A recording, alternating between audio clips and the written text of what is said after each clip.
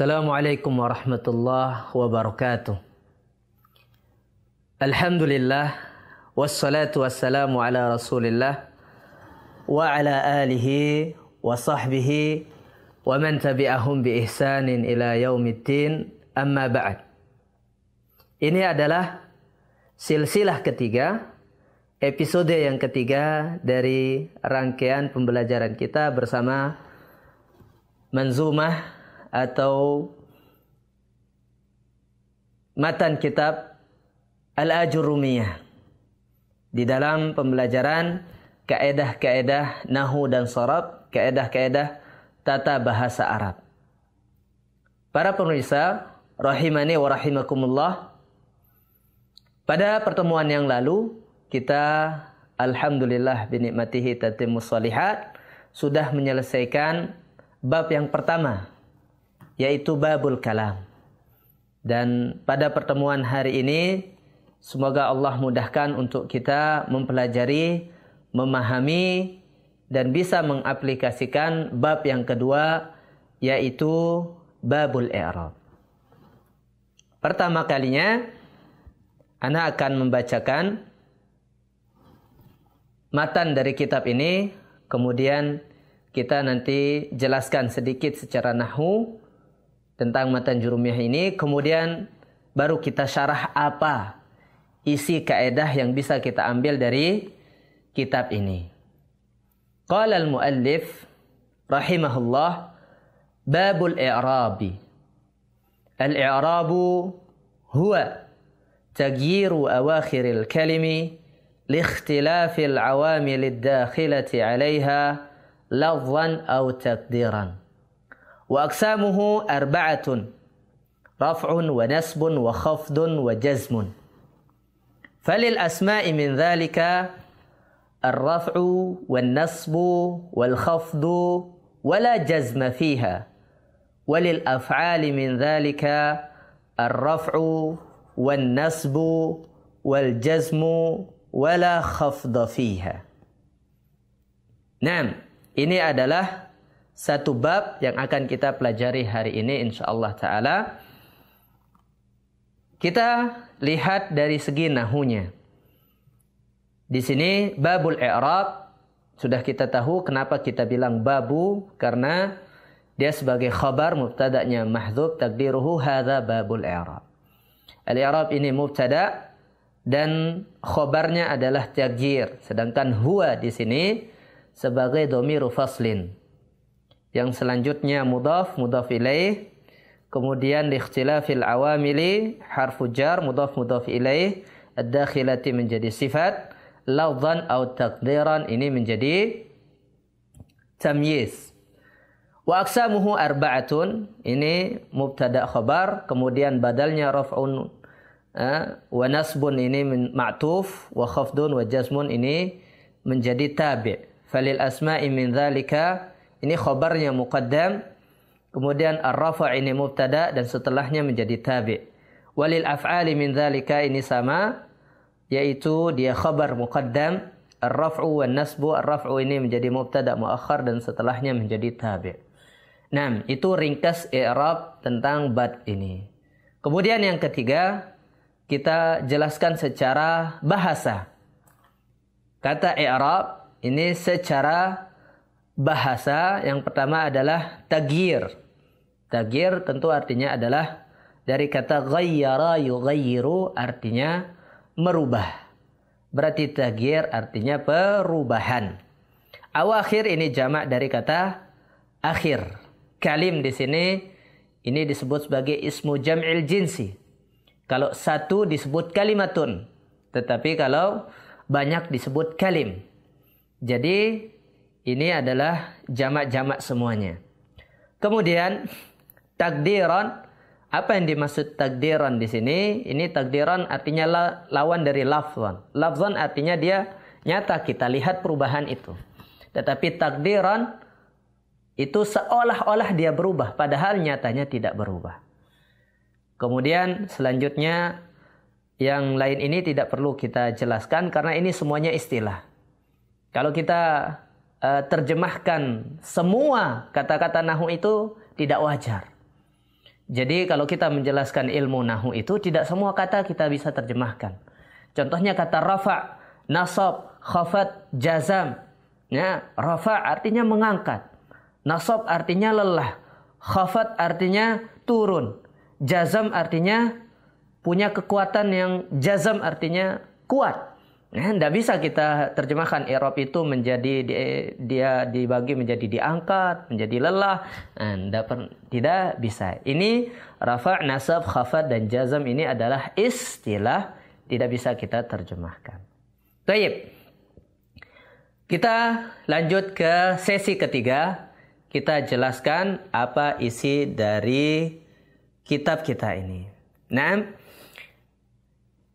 lihat di papan tulis, kita sekarang di penjelasan matan jurumiyah yang ketiga dan kita masuk al-i'rab. Pertanyaan besar. Kenapa kita masuk ke babul i'rab setelah babul kalam? Apa hubungan antara babul kalam dengan babul i'rab?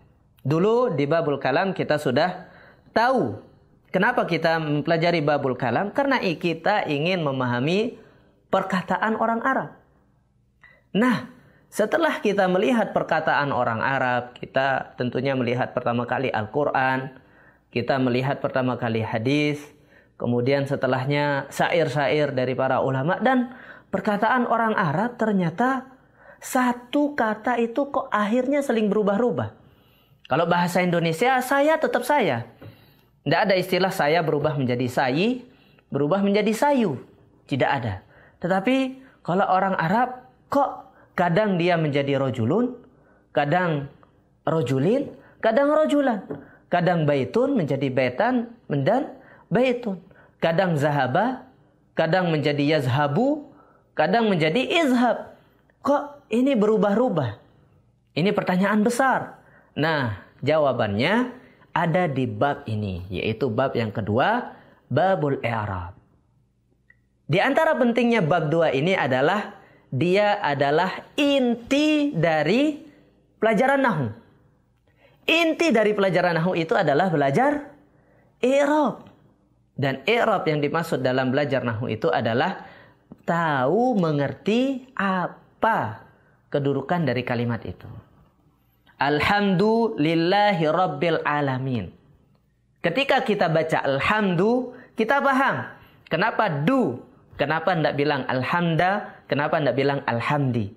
Ini ketika kita tahu itu kita sudah bisa i'rab. Kalau sudah bisa i'rab, artinya kita sudah bisa nahwu.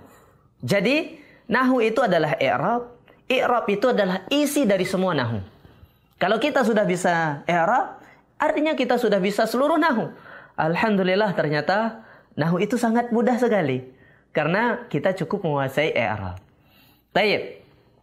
Sekarang, apa yang harus kita kuasai di dalam bab i'rab ini? Ternyata sangat mudah sekali.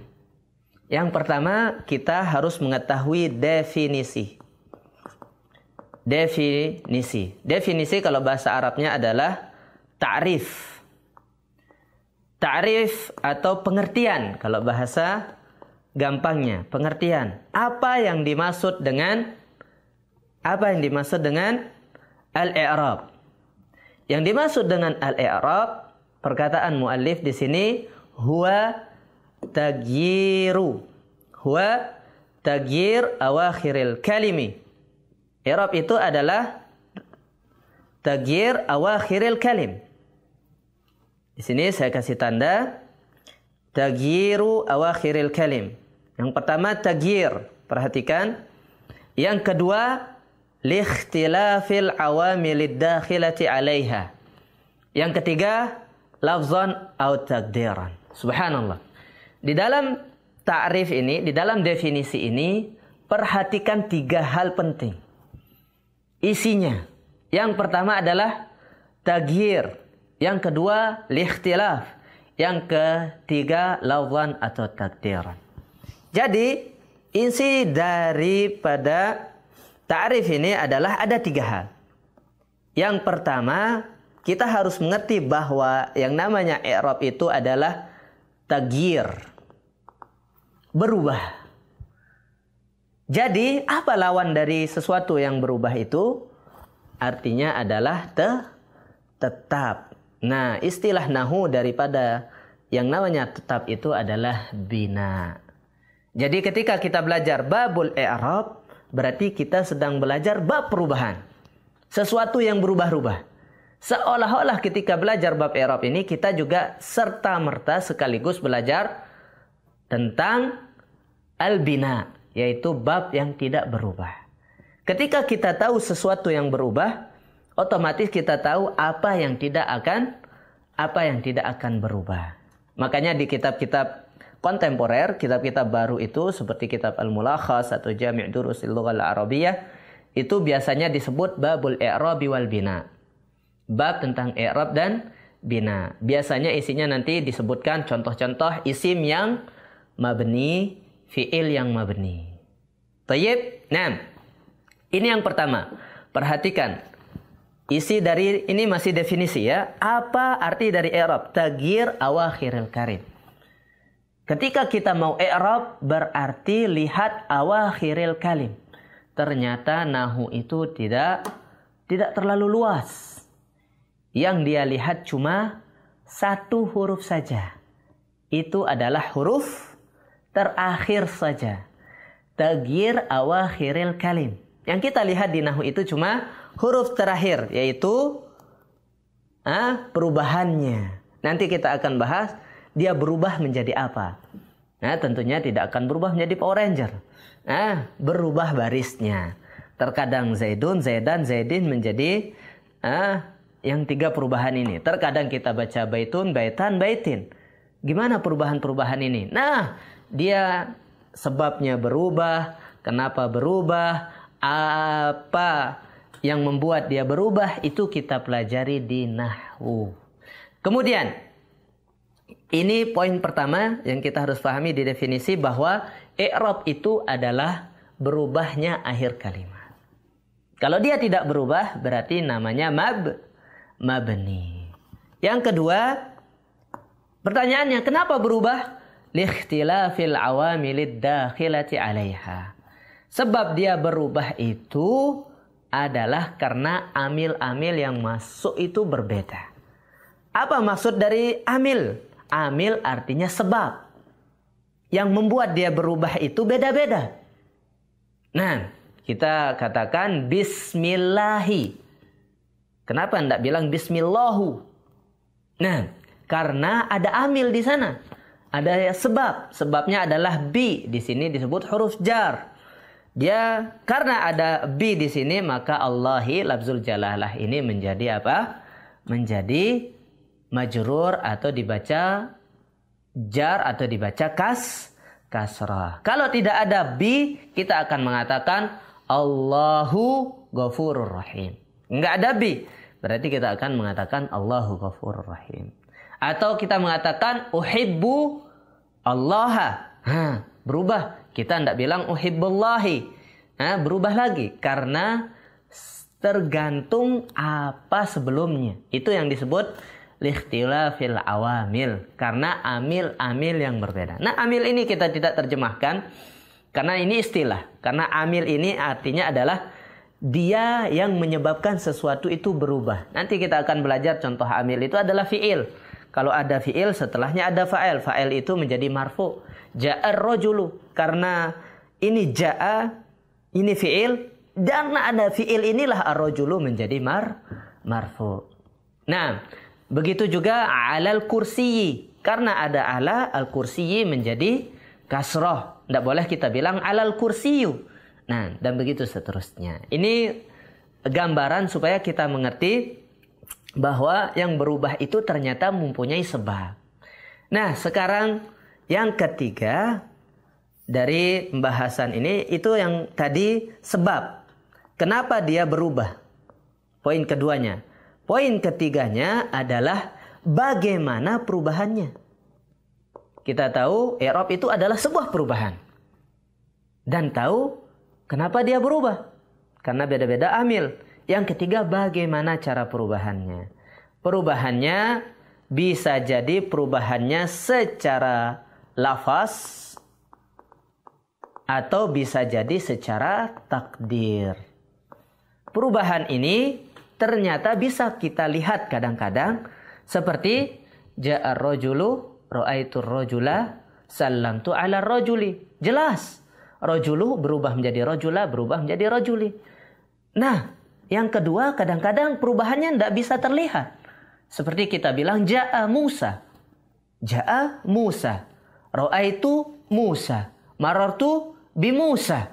Nah, kelihatannya, tampaknya yang kita lihat tidak ada perubahan.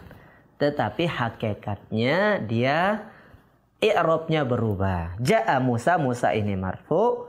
Hakikatnya dia di sana ada dhammah.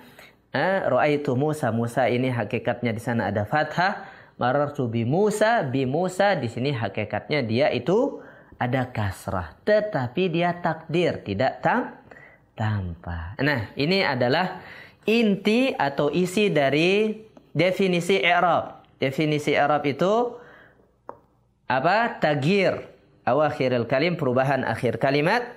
Yang kedua, apa sebabnya? Liikhtilafil awamilid dakhilati 'alaiha, karena ada amil-amil yang berbeda.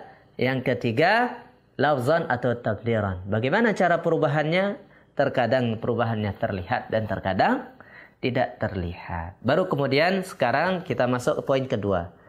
Itu definisi sudah oke ya. Definisi sudah kita jelaskan. Semoga kita paham semua. Sekarang yang kedua, bagian atau macam-macam dari i'rab.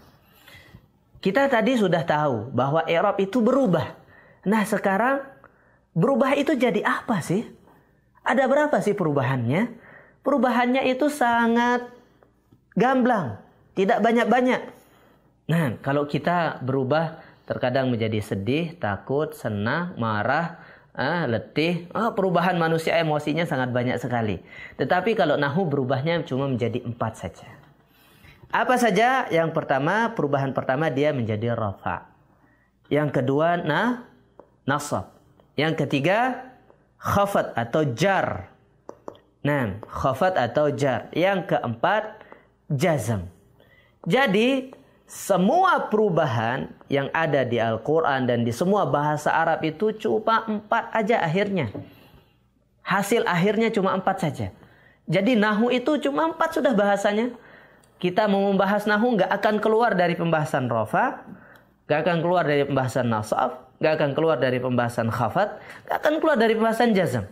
Nggak ada istilah nahu, akan ada istilah selain rafa, nasab, khafat dan jazm ini. Nggak ada istilah selain yang 4 ini. Kata-kata yang berubah terakhirnya itu pasti berubah menjadi 4 saja. Ini disebut sebagai aqsamul i'rab atau bagian-bagian dari i'rab. Baik, pada pertemuan yang lalu kita sudah belajar Ustaz. Kalimat itu semua kata dalam bahasa Arab itu ada 3, dibagi menjadi 3, isim, fi'il dan harf. Kita ingin tahu sekarang Ustaz, apakah semua isim itu i'rabnya ada 4? Dan semua kata ini apakah i'rabnya 4? Jawabannya tidak. Nah, muallif mengatakan di sini falil asma'i min dzalika. Apa? Falil asma'i min dzalika ar-raf'u wan nasbu wal khafdu wala jazma fiha. Wala jazma fiha, artinya tidak boleh jazam. Nah, muallif menjelaskan di sini isim itu dia bisa berubah menjadi 3 saja. Subhanallah. Kalau tadi secara umum, semua kalimat yang ada di dunia ini perubahannya jadi 4. Rafa, nasab, khafat, dan jazam. Taib, sekarang kita bahas lebih spesifik. Lebih rinci lagi. I'rab isim. Nah, isim itu berubahnya cuma jadi 3 saja. Istilah semua isim di dunia itu kadang dia rafa, kadang dia nasab, kadang dia jar saja. Cuma 3. Nggak ada 4-nya. Apapun yang antum temukan, semua isim, cari di Al-Quran. Kalimat Allah isim. Allahu, Allaha, Allahi. Kalimat Al-Qalam. Al-Qalamul, Qalami, Al-Qalamah. Nggak ada istilah qalam. Barisnya sukun nggak ada. Al-maktab, al-maktabu, al-maktaba, al-maktabi. Al-ustad, al-ustazu, al-ustazah, al-ustaz, al-ustadi. Semua isim. Az-zawjah, az-zawjatu, zawjata, zawjati. Az-zawaju, zawaju, zawaja, zawaji. Itu isim. Wala jazmaki fiha, kata mu'allif, dan tidak ada isim yang jazm. Tidak ada isim yang sukun. Tidak boleh kita, mungkin dalam perkataan kita akan mengatakan Zaid, Muhammad, Usama. Tetapi dia ditulis itu Muhammadun, Zaidun, Qalamun, Kursiyun, Faslun. Walaupun kita dalam mengatakannya, dalam berbicara kita bilang fasl atau madrasah.